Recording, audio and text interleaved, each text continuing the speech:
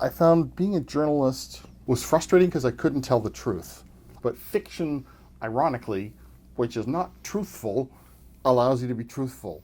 Imagine that you're a war correspondent and you're in Afghanistan and you're trying to talk about the moral chaos of that war, which dominates the scene, as it does, I think, of all wars. And how do you get at it? Have you ever seen that piece done? I haven't. What it always ends up getting done is a discussion of casualties and tactics and the lay of the land and the political machinations. But the real truth of war, as you suggested, is something that's more ephemeral and hard to grab a hold of, especially in a first-person narrative. And that's the ambiguities and, again, the moral chaos and the fact that everybody thinks they're doing the right thing, even people who are directly opposed to one another and trying to kill one another. And the novel allows you into that. The novel allows to see how each side reduces the other to, inhuman brutes, and that's what allows them to do the things they do to one another. When I figured out what was going on, it was like, oh crap. I can see that these individual threads are all going to lead to something that's not going to be very good. And it really doesn't, does it? Yeah, and it was just this sense of anticipation and dread. Yeah.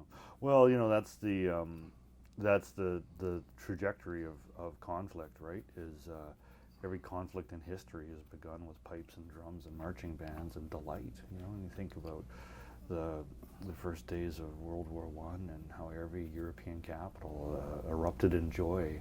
This is worth contemplating about, precisely because it's so painful in light of what followed in that circumstance. And similarly, when Canada went into Afghanistan and the States went into Iraq, there was this real national vigor that was aroused, and the news media in particular were just all over themselves, I think. And delight seems like an obscene word to use, but that's what it looked like.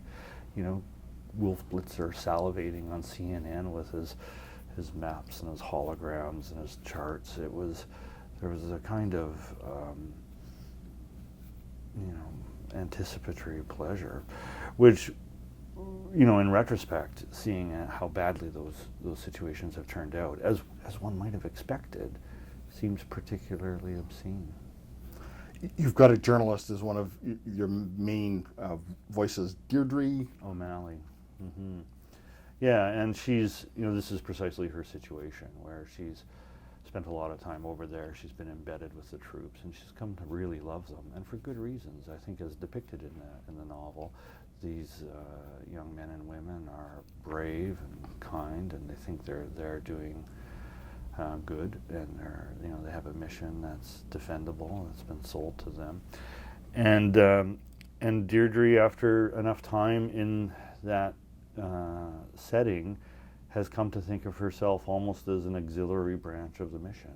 It's her job to help the mission, which is, I think, how the much of the media saw themselves in the first years of these wars, and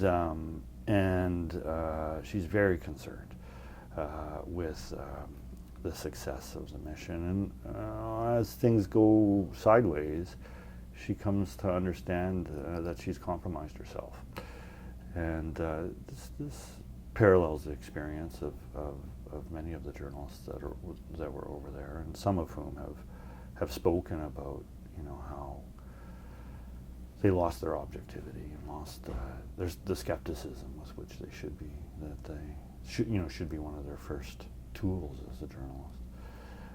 And then when things go sideways, that's a very uncomfortable position, I think, for journalists to realize how off base they've gotten. And she went off base and onto one of the generals, literally, because she's had an affair with General Jackson, who's one of the two generals who used to be friends, who are both at this base. Explain how that works. Yeah, well, they're vying with one another. And so one of the developments in the recent wars has been the rise of special forces, and the detractors of this special forces phenomenon, call it almost a cult-like parallel army that exists alongside the regular army, and they, they accord themselves the status of elite troops, and they're very highly trained and they're very effective, and they shroud themselves in secrecy. And in narratives, in every war movie, American Sniper, Last Man Standing, Zero Dark 30, it's about justice, it's about vengeance, it's about the righteous action of the good against the evildoers. And this book is about the distance between those two things, about the chaos and the unpredictability of war, the fact that there's so many friendly fire deaths. I mean, half the time you don't know who you're shooting at.